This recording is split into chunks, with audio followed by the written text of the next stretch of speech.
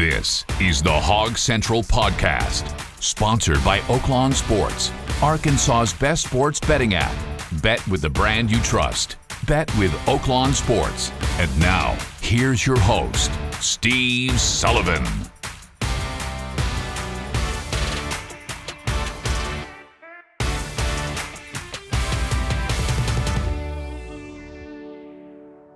Welcome to the Hog Central Podcast, and thanks for tuning in. If you like the podcast, please press that like button. Pleasure to be alongside David Bazzel, the former Razorback, man responsible for the battle for the boot, the Broyles Award, but above all that today, it's Baz's birthday. Oh, my gosh. Yes, it is, Sully. Life moves fast, doesn't it? Yeah, listen, you've known me since you first met me when I was 25, Yeah, 26? it's crazy. Put you right to work. 1986. We've been working together ever since. Yeah, crazy how life moves so fast. Yeah, it's been good. I'm blessed, man. Are you going to take a time out for your birthday? No, don't have time. Touchdown Club today here now. Hey, just your thoughts. What's your big takeaway from the game Saturday in Knoxville? Well, I definitely think you could feel the presence that Bobby Petrino, you could feel it. You could see the presence of 2 weeks of Bobby Petrino. I think it's not perfect. The defense still had holes, but you sense they played harder. You sense there was an edge. They were more physical. They hung in there when they got behind. They came back, and you can make the argument. Hey, we saw that with Pittman. Yeah, but I do think there was just and even him on the sidelines watching him get after the referees, yeah. And then in the post game press conferences hearing him, he's got 20 plus years of coaching experience, and Sam didn't have that. Just his press conference, it's the way he analyzed the good and the bad, all those things. I just think you could tell the difference. Big takeaway for me when it was 34-17, the season could have gone. Yeah. Either way. Yeah. And they fought back. And he acknowledged that it was nothing really he did. He said it was the players that kept fighting. He thought, considering what they had been through, something to be noted, Who would have thought it would be the Tennessee defense that would win this game? They created 3 turnovers. They sacked Talon 5 times, 11 plays for losses. When that game was 20-17, Arkansas had 3 opportunities to take the lead, and the Tennessee defense rose to the occasion and stopped them. And think of where the fumbles were. I mean, one of the fumbles was, first of all, Arkansas was going in to score, the 15 with Braylon Russell. And the other 3 were on Arkansas. That's right. On the Tennessee side. Very easy. Yeah. And so then you have to give credit to Arkansas. But yeah, you're right. That the 3 turnovers were the difference in the game. Yeah, and Talon Green, I did a deep dive on his numbers against pressure. Yeah. There is no quarterback, according to the numbers I looked at, against pressure who runs better than Talon Green. He had one where they had an all-out blitz. They had him, and he just circled, just ran around. I mean, we've talked about this before. He is a stake through the heart of a defense. Yeah, you think you got him. You've done everything you can. He just runs around you. He runs through you. He had a couple of third down runs where he was moving at a different speed than everyone else. It's just so frustrating. And so he did some good things, and I'm telling you, when the Bobby Petrino offense is working, it's beautiful. On the flip side, under pressure, he's one of the worst quarterbacks throwing the ball. He's 12 of 37 under pressure, which tells me, I'm not just getting these numbers, that they're going to go after him, and that's what they did in that third quarter. They're going to chase him, make him throw, run to his left, run to his right, because when he stays in the pocket, and we saw that in the fourth quarter, and he gets time, and he usually gets at least 3 seconds. I mean, that offensive line is pretty good when it's a base rush. But when they go after him, and, he had a couple of fumbles, too, under pressure, but he doesn't react well under pressure, and a lot of quarterbacks don't. But you remember what happened, again, in the third quarter, and Petrino finally admitted it. He goes, they come out, they make an adjustment. Every team has done this 4 games in a row. Yeah. They crowd the line of scrimmage, and they are determined that 10 doesn't hurt them. And so they stop the run, and then all of a sudden we become predictable. Okay, run, we're stopping it. And then he said, finally, in the fourth quarter, I realized I need to start throwing the ball. And they were more successful in the fourth quarter throwing the ball. Yeah, and Tennessee, too, with that 34-17 lead, was more reluctant to go after him. Oh, man, you should heard the fans just complaining. But they were complaining more about the Tennessee offense being conservative. They didn't put the foot on the gas when they had a chance. Because you're right. He even said it. That game could have easily gotten away when it was 34-17. The Razorback defense was better. I think Coach said today they only had 12 missed tackles. The thing that bothers me about this defense is it's hard to create turnovers when you put no pressure on the quarterback. And they had no sacks on Saturday. Had no sacks, had no pressures. I don't think they maybe had a couple of tackle for losses. But the other thing, Sully, is that they continue to give away these big chunk plays. Good Lord, it's just like 15, there were 20, 11 25. plays of on the flip side, there were just as many for Arkansas on the ground. I know, which is But here's the difference: forced 5 punts. Yeah, hadn't seen that in a while. Yeah, and then when their back was against the wall, when they needed to rise up to they had a few 3 and outs. Yeah, and stopped them. Think about that third quarter too, though. I mean, they kept it a 2017 game. Again, lowest output of the year for Tennessee at home. Yeah, and then they did look more physical around the ball, so they tackled better. But here's something, we talk about the other team forcing turnovers. We don't have a safety in that locker room that hit like that kid from Tennessee that hit Braylon Russell. Yeah, that was a shot. Yeah. Oh yeah, there was two hits on him. Yeah. And we just have not created the turnovers. And I will say this: it was by far the best game that Dix has had at linebacker. Yeah. By far, it was like, where has this guy been all year? He felt like he knew where he was going. He was physical and there was more than one guy making the tackle. Bobby Petrino said today it's the first time this season that Sori's been completely healthy. Okay, and they thought he ran well. And I thought Mike Washington played by far his best game as a Razorback. He was patient. He broke tackles. He looked good running the ball. Of course, a couple of those, 2 things. One, there were big holes. Number one, big holes. Number two, his schemes, the Petrino to be able to, a couple of those deals. Like there was one play where he was pulling two offensive linemen. Taylor's on the outside, and nobody's close to him. He schemes so well offensively. It's just a thing of beauty when they're hitting on all cylinders. I know he fumbled. But Braylon Russell's turned into a bruiser. Yeah. He gets those pads low. Sully, I didn't know. Remember, we didn't use him in the second half against Memphis. Yeah. Nobody knew why. Yeah, he's a load to bring down. It's unfortunate he fumbled the ball. Yeah, that was. But he got 2 hard hits. And that second hit. Yeah, he was trying to get extra. But those two running backs are legit. But again, what happened was third down, crowd the line of scrimmage, though. You're not going to run the ball. You got to be able to throw it. Petrino knows that. And defensively, it kind of bothered me at the end of the game. Another situation where you need a stop and you know they're going to run, and you've done a pretty good job with the run up the middle most of the game. Yeah. And you can sell out against the run, and the quarterback keeps it and goes like 8 yards. Then they run easily for the first down. I mean, you got to get the stop there. Yeah. Yeah. But again, if you're looking at I don't know if you heard the coach's show.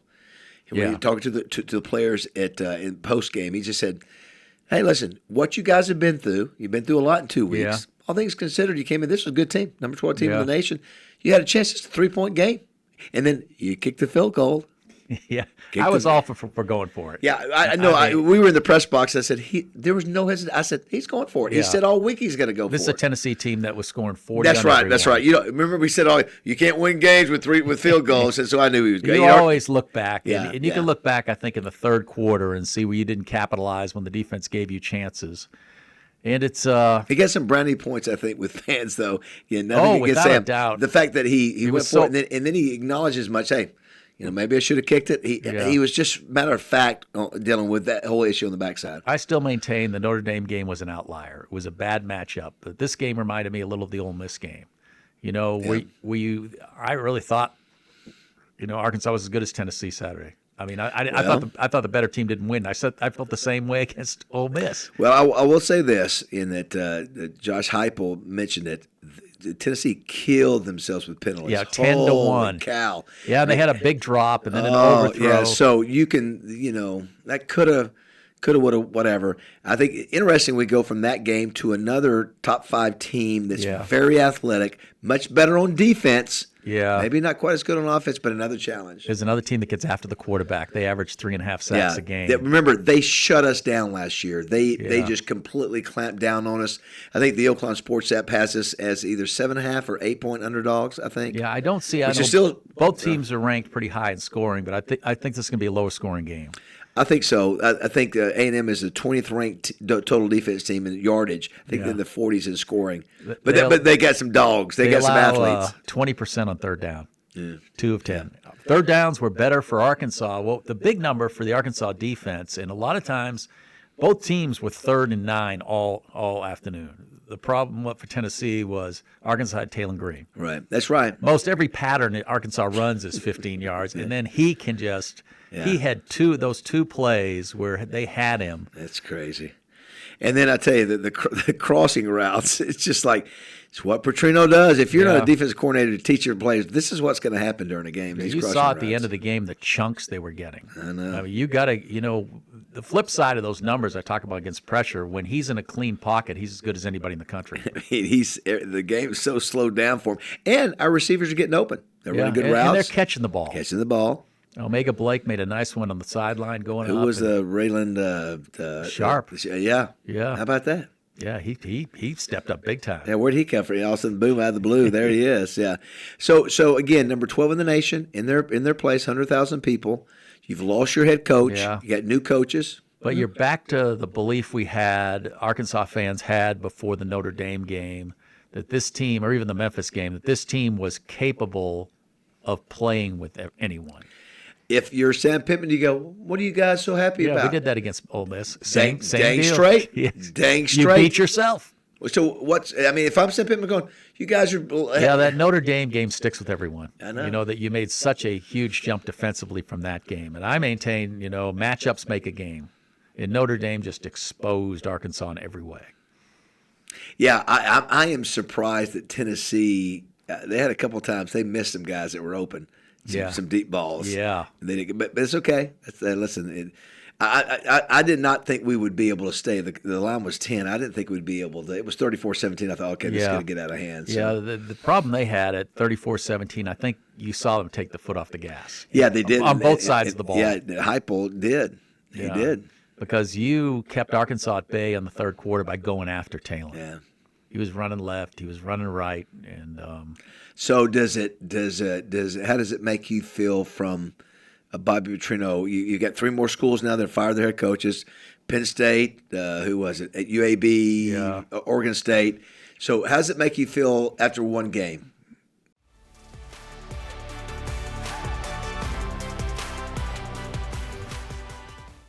Hey, Raj, what you doing here? Well, it's football season. Thought I'd go ahead and dust off a few plays I've been thinking of. It looks like you have 13 players here. Well, that is innovation.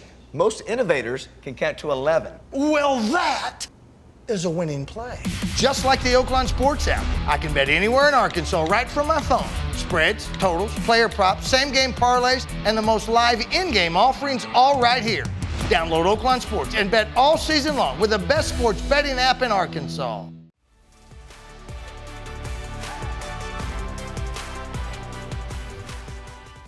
Make you any closer? The same thing. Same place where you were before. I still think they're pretty much the same team I thought they were. Yeah. There's a different feeling with Bobby Petrino. Just watch his press conferences. Yeah, I mean, nothing against Sam.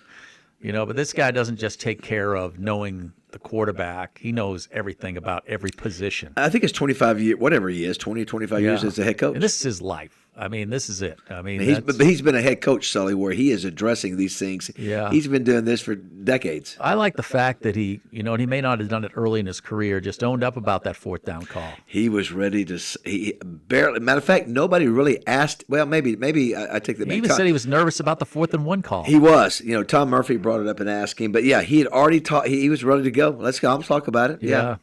But none of us doubted. I was telling who it was sitting next to, like who I was sitting next to. But I said, he's going for it. He knew he was going for it. Yeah, I saw Taylor on that 4th and 3 initially glance right, and apparently that's where it was supposed to go. Right. Nothing was there, and he went to the left. And by that time, Bobby wasn't happy about that. No. He said, we had the guy open. Yeah.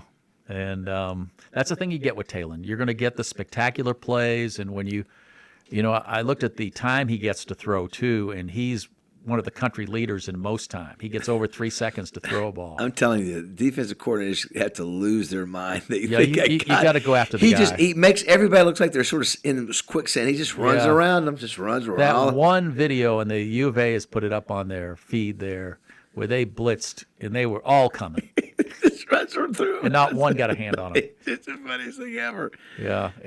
Clint Sterner, I was listening to him on the radio, and he had a good take about that's the stuff you're going to have to, you'll marvel at. You'll have to live with his problems when he gets outside the pocket. Yeah. But he's going to fumble the ball. They always seem to be the most unusual plays. Like Was it a fumble? Did you think it was? Did you think it was? What I know he was attempting to throw the pass. Yeah, the question is just does the ball come out before he starts? Yeah, and apparently when you slow it down and look at it, apparently they had enough evidence. Sort of a quirky play. Yeah, Bobby still doesn't believe that was a right call. He said that. Yeah. Yeah, he basically said he's going to leave it at that.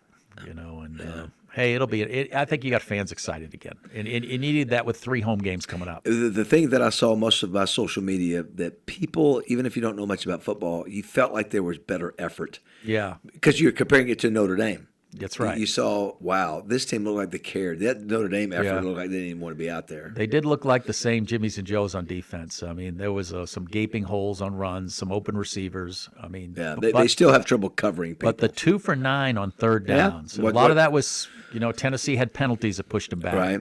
And Bobby calls that situational football. When you get them third down and 9, they only get 2. You're right, Sully. Whatever the reason is, that's not it's a win. This defense wasn't used to doing that. No, we saw 5 punts. We didn't see a punt in Notre Dame, not one. And I think Arkansas punted only twice. Yeah, that's what bothers you, that you had so many chances to score so many points, and you either had downs and you had turnovers that cost you in the game.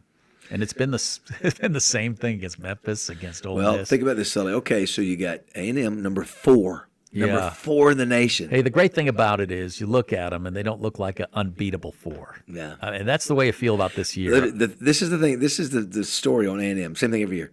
Super athletes everywhere, but they don't always maximize their talent. Yeah. Now, last year defensively, if you remember, they just completely. I think we had maybe 200 yards total offense against them. But that line, the front 7, basically graduated. Yeah, but they still linebacker back. But they still have good players coming in. Yeah, they do. They're very athletic, and the quarterback has got another year. He didn't play great against us last year, but he's back. No, and he's a good athlete too. Yeah, he's gonna make plays and improvise, and so this will be a good physical matchup. But then, Sully, again, of course, you have to have that. You got Auburn. They may be in the dumps by the time we get to them. Yeah, we can play they're with kind of Auburn. in the same boat as the Hogs. They've been losing a lot of close games. That Mississippi State, they're better, but we got those 2 games are winnable games. Yeah, this is a big game. Yeah, just I think if you could win this game, no question. Yeah, just can't afford another loss where you're going back after it and saying, hey, if we had done this, if we had finished that drive, if we hadn't turned over the ball. I mean, it was so funny. I thought, because I said positive things, but I could hear some people going, wait a minute. Wait a minute. You guys have been asking me, where's the question? Coach, it's another one-loss game. Yeah, when you basically dominated the game again, Coach Petrino, it's a one-loss game. Sam Pittman had 18 of those. Loss.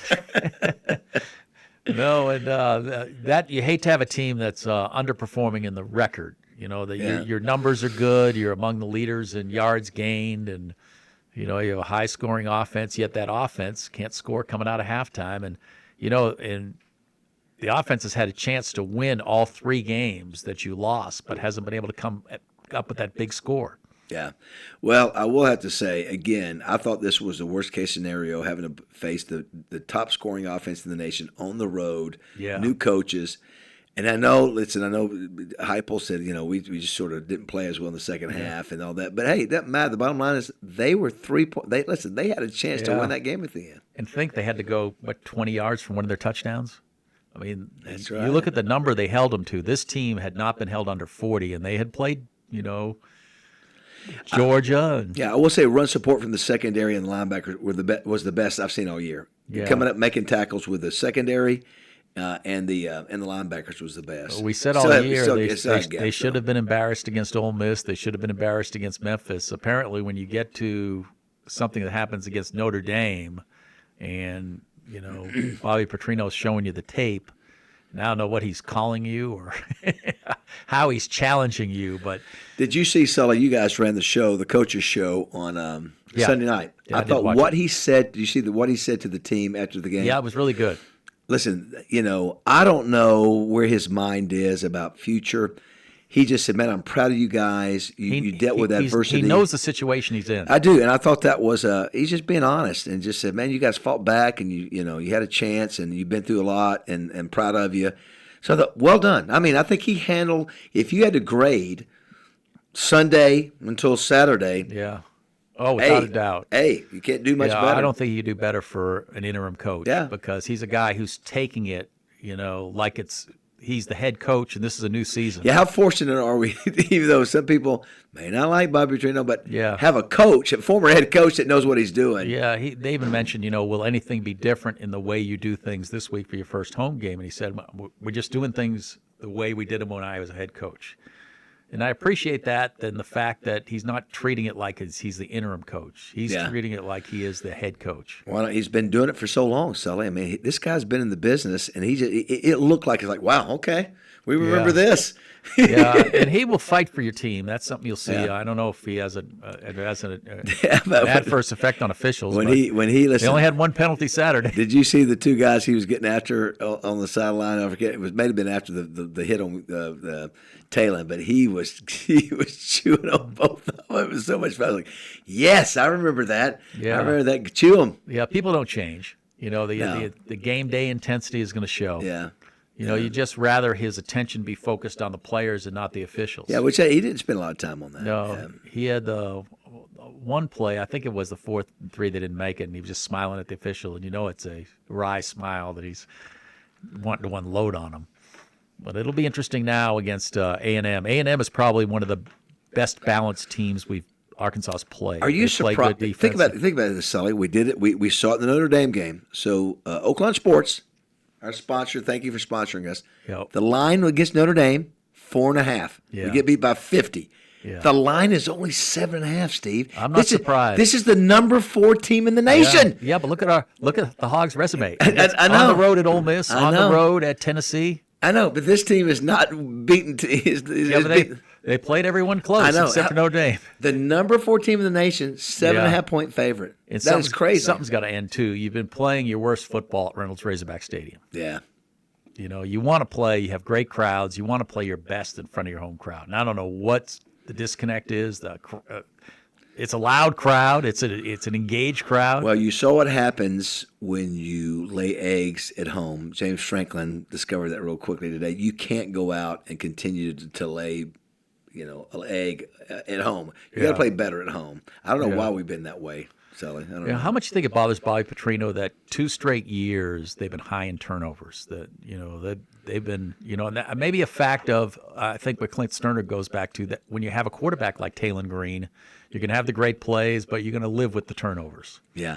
I think one was a legit turnover where he runs to the left scrambling. The other one was he's throwing, and it's just that's a marginal. And then the Russell fumble was just 2 major hits. He's got a hold on the ball. Yeah. He's got a hold on the ball. That was a big hit. I just don't see a Razorback safety delivering a hit like that kid did. No, that was but 2 of them hit him, and that was costly, man. You're going into score. Yeah. You're going into score. Yeah, I can defend him on that because that was a shot. Yeah. Bobby even said it's football. He said those are 2 good shots. It happens. But here's the thing. You're Braylon Russell. You're big going man. to be heavy contact. You're big man. If he's been running over people. So he'd been delivering the hit. Listen, if you're going to get the hit, you better hold on the ball, Yeah. And it's just unfortunate that you've had those turnovers, and it's not one game; it's every big game. Yeah, at the worst time. And you're not creating any turnovers again. No, right? Is that right? 2 games in a row, 0 turnovers. It was hard to create turnovers when you're not affecting the quarterback. Was that 5 turnovers in 2 games for us, 0 for on our favorite in our side? Yeah, that's not good. Well, that's the difference in the game. I mean, if you're not sacking the quarterback and you're not affecting the quarterback, it's hard to create fumbles from him or even interceptions if you're not affecting him. Very seldom do you see an opposing quarterback throw when he's hit. Yeah, this is still, even with Bobby Petrino, this is still not a great football team. Yeah, it's the same Jimmys and Joes on defense. It's not a great football team, but I've seen teams that aren't great that can hang around and can fight. And we haven't seen the offense play a full game yet. And we saw signs on Saturday where they scored so easily. And it was the same at Memphis and Ole Miss, where you think this team could score 60. Yeah, I do have to say a little self-analyzing for him.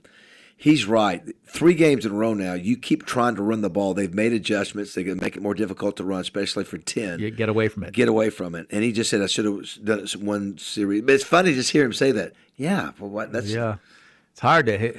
Hard to hear him admit he's wrong. I know. They really, if you look at the numbers in the third quarter, it's the same thing. They just can't produce any points or yards. Yeah, it's amazing they convert as many third downs as they do when it's third and long a lot. I'm telling you, though, he's Mr. Crossing Route. They cannot cover And that. here's something, too. You got to know situational football. Do you know what the down and distance was on that last turnover? Which, the Russell or the one that Talon had when he threw? Was that third down? 3rd and 30. Do you need to press the issue on 3rd and 30? I mean, he's trying to release the football. Yeah, again, that's a freak play. Though. Yeah, but that's a freak play. to me though, are you going to get 30 yards? I mean, even Talon Green. I mean, the best. Well, you're right. If you're Talon Green, you cannot have a turnover. Yeah. 3rd and 30. Yeah, you cannot get the turnover. And in a game like that, I almost think a quarterback draw might have been the best just to get out of there. And you never know, he may get 20 with his quarterback draw. But I will say, the first half, Sully, we hadn't mentioned it. What kept him in the game the first half, you had multiple drives over 4.5 minutes. 11-play drive, 10-play drive, 10-play drive. He ran the ball 4 minutes, well. 5 minutes, 6 minutes, and we doubled the time of possession, which kept them off the field, kept them out of rhythm. Yeah. And then in the second half, that's really what happened the first half. And then those last two drives, boom, boom, boom, they marched right down the field on Tennessee. Yeah, I thought though that Tennessee laid off a little. I mean, they weren't as aggressive, offensively or defensively. Hey, but that's the way. They got to play better. And you saw there when you give Talon time. I'm telling you, he's accurate. He's got good receivers. They run good routes. I'm going to tell you, it's a Petrino offense to watch. It's fun. And 31 points, that should be enough to win. There were a lot of chunk plays through the passing game and Arkansas for both sides. Both sides. Yeah. Well, I said within two series of the game, I said it's going to be 1,000 yards total. So you're going to offense. see A&M if they've watched Talon. I mean, they're going to go after him. Look at the film last year. Just watch the film last year. Yeah, they're going to go after him. They're not going to let him. Yeah.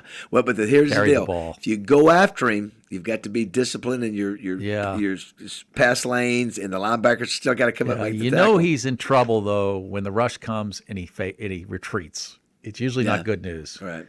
And if he makes that, Bobby Petrino said today, when you're going left, he's got to learn just to tuck the ball. Yeah, it's tough to try to throw it and get as much out of it. But like Clint Sterner said, instincts take over. It's what you've done all your life. You're trying to make a play. But I tell you, and what did they told him? Throw it out of bounds. So he was trying to throw the ball out of bounds, and he gets hit while he's trying to throw. The funniest thing, just because I played defense, is watching him. They've got him. They've got him. He goes, "You think you got me?" Beep, beep, beep, beep. He just runs around him. I mean, it's the craziest thing ever. They have him, and he just runs around and then runs for like 20 yards. Hey, there's speed and there's football speed. I mean, and he goes from you got to figure he is a lot of times just stopped, and he gets the top speed so quickly. I know. I mean, that one time you could see all of them coming. Yes, he did. It was like 8 guys coming after him. Runs, finds a hole. Yeah, ran around him. Yeah, it's impressive what he does. Yeah, but you know what he hasn't done? Hasn't got that signature win yet, that drive. And you can say he hasn't had the chance because the defense hasn't come up with the stops. But and so this will be a tough game. And you got Auburn's beatable, and Mississippi State's better. I do like what the Petrino's taking the stance. We just want to be in it in the fourth quarter. Is that what he said? Yeah, and have a chance. He realizes what they're up against. I mean, A&M is a good football team. They're good offensively. Very they're physical. Good defensively. Yeah, There's physical. not many teams in college football that are pretty good on both sides of the ball. Double our budget, probably. What? Probably double our budget. Probably they've spent probably twice as much money. Oh yeah. There's A&M's probably got without a doubt as much money as anybody in the league other than Texas. He mentioned that today. Hey, what did he say? He just said the money and the way they're recruiting. The recruiting base is just far better than everyone else. Yeah. And he was good. He didn't. They asked him. You had such great luck against A&M, and now that's faded. And he was smart. He said, I didn't have anything to do with those football teams. Very good. And I give him an A+ for the way he's I'm handled telling everything. you, he's done. That's what I'm saying. If you look from where it started after Notre Dame here, can't ask for it anymore. Yeah, he's been so nice to the media. He's honest, and he had to be kicking himself because going back on that plane because they were the team that punted only twice and lost the game. Yeah.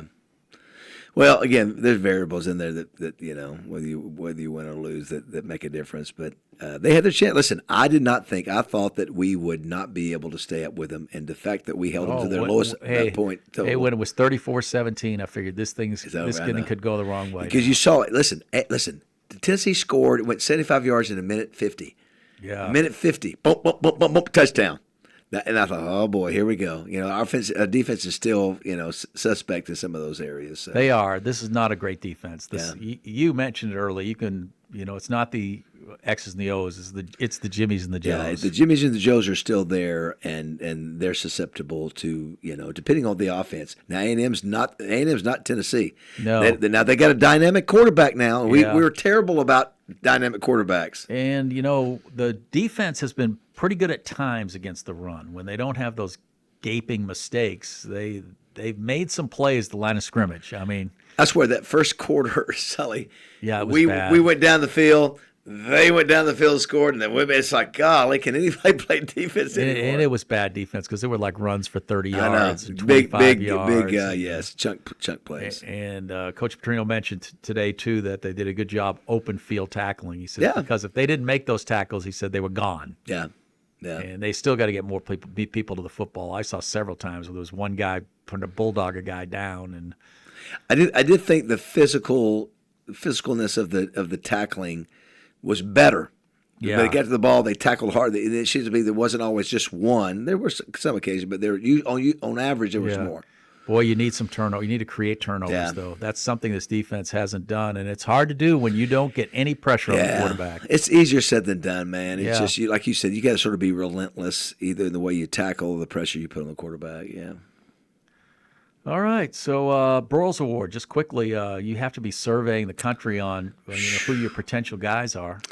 I would. You look at Miami.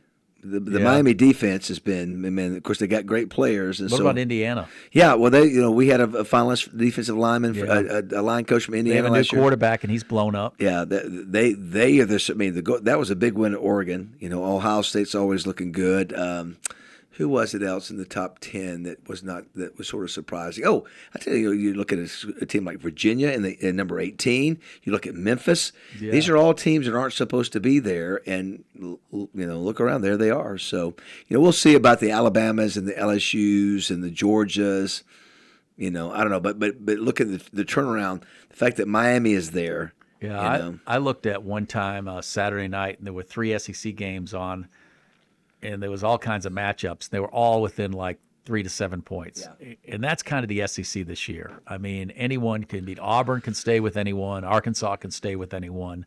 I mean, that's why the spreads are so low. Well, I think either Sarkisian or maybe Heupel said, listen, this league has so much talent. Yeah. It only takes a few plays to make the difference in the games. Yeah, so we know that how about well. Missouri, Alabama? Missouri had a chance to beat Alabama. Yeah. Yeah, give Alabama credit. They've executed when they've had to. Everybody said they were done after losing. And Florida State now has lost 3 in a row. Yeah. This college football. Nathan Brown spoke to the Touchdown Club. He says it's the worst time ever to be a college football coach. Best time if you're a fired, like James Franklin. So it's so $50 million. Business people who look at that go, this is a horrible business model that you have here. Yeah, you chose to do business with Jimmy Sexton. Yeah, well, and you know what? For some reason, athletic directors feel that they must do it. And if I'm a donor and I'm giving millions of dollars, and I'm just going to give away $50 million to a guy who, they were in the playoffs last year, but still, $50 million. How many years of revenue sharing? That's 2.5 years of revenue sharing. Are you kidding me? It's absurd. It's embarrassing. But we have ADs that aren't willing to, stand the ground, that aren't willing to. And you see those teams like Penn State and Texas A&M. That's how much winning football means to them. Yeah. Now, if you go to like the Razorbacks, I mean, they were figuring out how much going to owe them on the buyout, and they weren't ready to cut the check for that big number. Well, I was going to tell you, you mentioned the Broyles Award. What if I said, let's see what your reaction is this, who's the team that nobody saw in the top 10 this year at week 6? I'll give you a hint. Big 12. Top 10, number 7. Top 10, I don't know. I'll give you a hint. The only reason because they bought their players. Texas Tech. How about that? So it also shows you that billionaire alumni. Yeah. They spent more money. That's one guy. They are number 7 in America. Yeah, one guy. One guy. He's gonna. Hey, softball, he had. I know. I know. Great pitcher. She wanted to be paid $300,000. He said, "We'll make her the first $1 million softball player." So he raised the level of that I remember when it happened. The went average was 200 to 300, and he raised it $1 million for her. And then they went to the College World Series final. It's just sad that you live in a time That's where what it's about, you can buy championships. Yeah. I thought it would be Colorado that would buy the championship and not Texas Tech. Yeah. I thought Dion would get a bunch of his buddies together and. You got to find that one. Hey, another coach that I love that had a big statement win this weekend, Signetti. Yeah. At Indiana. To go out there, Oregon won 18 in a row at home. Yeah, he sounds just like Nick Saban. He does. If you listen to Would you those like him in post-games. Arkansas? Oh, I mean, come on. I didn't realize how much money Indiana had. Yeah, I still think he doesn't want to be there. I mean, I'm sorry. I still think he wants to be at a bigger football program. It's like coaching football at Kentucky. You're never going to be the. You're never going to be the. What he's doing with Indiana, he's too big for Arkansas. He might be. The only thing that helps Arkansas is you have John Calipari as your basketball coach. Now listen, that's the big equalizer. Wait a minute, before you say no, look at our basketball program. That's exactly right. Yes. I mean, who you're paired with. Yeesh. Let me tell you, that dude, listen, he's so cocky. And he can introduce you to money. Oh, sure. Yeah. I still remember that moment that we were doing our Facebook Live and I saw Calipari physically running after Jerry Jones. It was money chasing more money. Well, listen, you saw the story on Frank Fletcher. Frank said, he told Hunter, I'm not giving him more money. I'm giving only football. Yeah. Don't tell Cal to call me. Called him. Guess what he did? Wrote a check. Yeah. And that's an appealing drawing card there, just having him on campus. Yeah. And we'll see. I mean, this thing is. I think Bobby's got people happy right now. I think anyone that watched Saturday's game after watching Notre Dame were happy with the effort they saw from the Hogs. All right. So Sully, as I mentioned, the Oklahoma Sports app is 7.5. Do they cover Saturday? I really don't know. I mean, I'm done betting this team. I mean, it's I know. Listen, I won't do it again. When it was 34-17, do you think they're going to beat the number? No. And I'm telling you, it's crazy. Yeah, and when you start betting on Arkansas and you look at that, say they're a 10-point underdog, and you look at they win the kickoff, and then they breeze down the field like 7 plays, 80 yards, and you're thinking, wow, this team's really good. I said after I bet on them for Memphis, I said I'm not doing it again. Yeah, and then you have those crazy Taylor Green turnovers. They're not just normal turnovers. It's did he fumble or was it a pass or not a pass? I mean, they're just not normal, just giving it up. It's he's been pushed and he's trying to do the right thing. He's trying to change hands to throw the ball. It does make the football. We've had a new season. We have a second season. Yeah, we do. It's like a whole new thing. We're evaluating. Yeah, they're 0-1 in the new season. Close, but 0-1. You're right. Another one scores. You mentioned Sam's back there in Hot Springs. Hey, what is he doing that I didn't do? Until you win. And quickly, how'd you do on your picks this past week? I was 3-3 in college, which I'm telling you, college has been much more challenging. Yeah. And then Washington needs to win tonight against the Bears for me to be 2-2. So listen, it's been much more challenging this year on the Oklahoma Sports app than last year. So, but it's fun. Listen, it's a challenge. I like it. I feel bad for the people that are following me, betting with me, or some are going, hey, we're betting against you because you're not having as good of a year. College is so tough. I mean, you look at a game and think there's no way this team is going to lose this other team. Well, I'll give you an example. Who was? Ole Miss. So Washington State's been terrible this year. They were how much? 33. They've been terrible. They won by a field goal. They lost to North Texas 56-9. Yeah. And so in the other, Oregon has won 18 in a row at home. You thought maybe most likely, that would be, but that's okay. And then NFL, you've got. It's just not easy to do. It's fun to try to. I really appreciate the opportunity because it makes me it really challenges me. But it just goes to show you, man. It's just how do you figure these things out? Can I tell you what? I never would have believed Arkansas would have covered against Tennessee on the road. Never would have believed it. Yeah. Well, I watched that first series. I'm thinking, well, much better than them. Yeah. If it's this easy all game. Well, we said Tennessee's defense was bad. Yeah. And we thought it would be sort of a shootout. But but even those first couple of drives, you're thinking this is easy. I know. You're gaining Mike Washington is gaining 30 yards. Yeah, now listen, they do this against this A&M defense, that will be much respect. Yeah, I think A&M's more sound. I mean, that's they got some. That's how they're dudes. undefeated. They haven't won big, but they've won because they don't give up a lot defensively, and sometimes they're a little up and down. I mean, they scored 41 against Notre Dame. They gave up 40 points against Notre Dame. Yeah, but give the 40. We saw how special Notre Dame was on that Saturday anyway. Yeah. But to score 41 against them. They did that at their place at Notre Dame.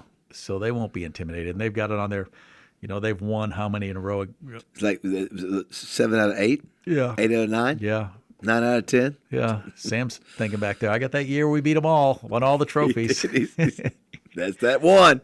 Yeah. All right. I appreciate you, all right, Baz, Sully. and we'll see you next week. Enjoy the rest of your birthday. Thanks, buddy. Appreciate that. Appreciate your friendship. Will you do any celebrating at all? No. Probably just I need to go walking. I need to less birthday cake and more walking. All right. Thanks for tuning in to this edition of the Hog Central Podcast.